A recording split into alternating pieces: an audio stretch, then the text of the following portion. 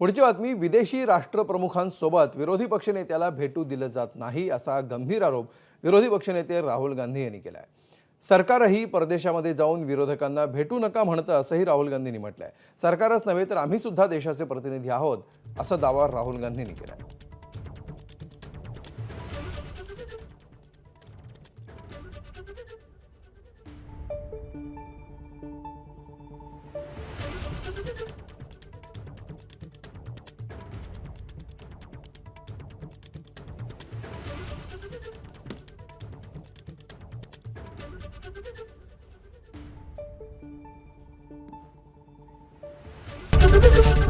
ABP माझा, उघडा डोळे बघा नीट।